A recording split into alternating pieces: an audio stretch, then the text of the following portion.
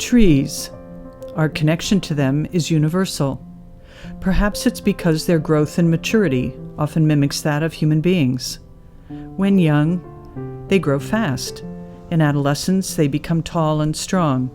In midlife, we see them shimmer beneath a brilliant canopy. Finally, in old age, they return to the ground. Outstretched limbs seem to welcome and comfort all that enter their realm, and we often think of them as wise, deeply rooted friends.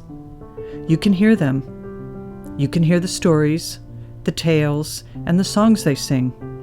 And if you listen closely, you'll hear the stories from the 43 Trees Project.